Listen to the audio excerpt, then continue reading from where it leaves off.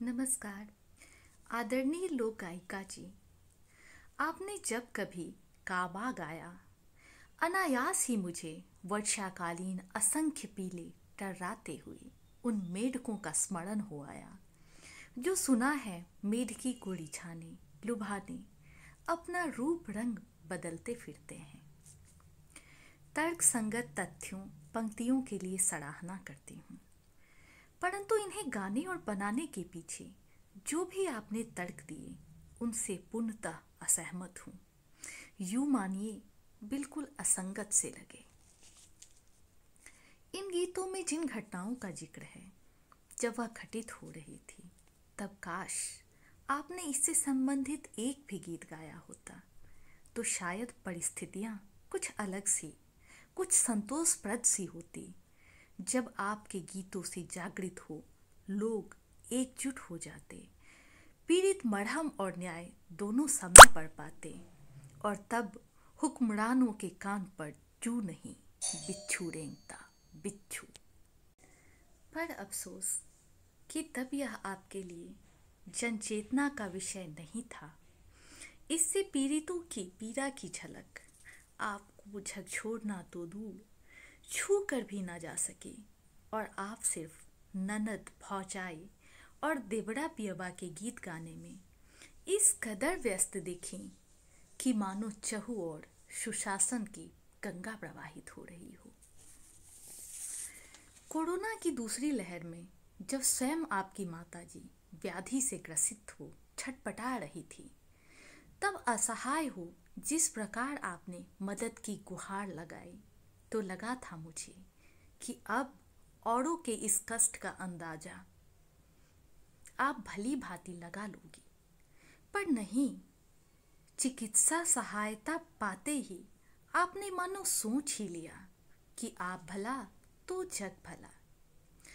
तब क्यों गंगा में तैरती लाशों को देख आपके दुखी द्रवित हृदय की चित्कार आपके श्रीमुख से एक बार भी नहीं सुनाई पड़ी। हाथरस हो या उन्नाव, एक महिला का दर्द एक महिला से बेहतर भला कौन समझ सकता है, कौन बयां कर सकता है। ऐसा सोच अगर एक भी लोक गायिका का स्वर मुखरित होता तो पीड़िता की दशा भी बदल सकती थी, और ऐसी घटनाओं पर आह तक ना करने वाले लोगों की सोच की दिशा भी। पर नहीं, आपको तो नेताओं की भांति बस मुद्दे चाहिए, समाधान नहीं। तभी तो चुनावी गीत गा फेमस हो, फॉलोअर्स अपना नाम कर पाओगी आप। अन्यथा इक्के दुक्के समाज सुधारकों और जनसेवियों को भी भला कहाँ इतना नेम और फेम मिल पाता है जितना आपको मिल रहा है और आगे भी मिलेगा। आप उन दोमुहे नेताओं से भी 2 कदम आगे निकल गई जो पहले तो संसद में मूक हो बिल पास करवाते हैं और फिर सड़कों पर जनता को बड़गला प्रदर्शन भी करवाते हैं। आप ना कहीं किसान आंदोलन में दिखी और ना ही लखीमपुर खीरी पर कभी कोई सवाल पूछा।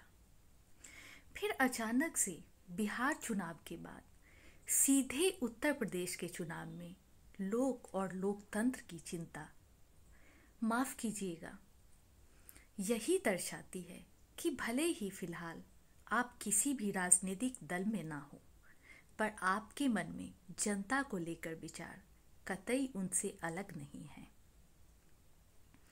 आपने अपने तर्क में कहा कि आप वह काम कर रही हैं जो इस देश की मीडिया को करना चाहिए।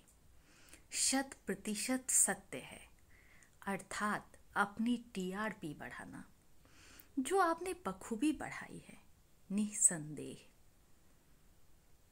मुझे याद है कई साल पहले तक गांवों में चुनाव के वक्त रिक्शों और गाड़ियों पर बड़े बड़े भोपू लगाकर चुनाव प्रचार होते थे, जिसमें सभी विपक्षी और पक्ष के दल अपनी अपनी अच्छाइयों और विपक्षियों की बुराइयों के गीत गायक गायिकाओं से गवा गवा कर जन समर्थन प्राप्त करने का प्रयास करते थे। अब ना तो भोपुओं का जमाना ही है और ना ही प्रचार गाड़ियों की बातें सुनने की किसी के पास फुर्सत ही। लगभग हर हाथ में मोबाइल है और हर राजनीतिक दल के पास आईटी सेल। हाँ, अगर कुछ बदला है तो गायकों द्वारा गवाए जाने वाले चुनावी गीतों का तरीका। यूं तो इसमें छुपाने वाली कोई बात नहीं, और अगर है भी तो गायिका जी, ये जो पब्लिक है सब जानती है। और वैसे भी जब राजनीति में आईपीएस, आईएएस, नायक, खलनायक, खिलाड़ी, चाय वाले, जज, वकील, गुंडे, माफिया इत्यादि इत्यादि सभी अपना भविष्य देख सकते हैं, तो फिर लोक गायिका के देखे में का बा।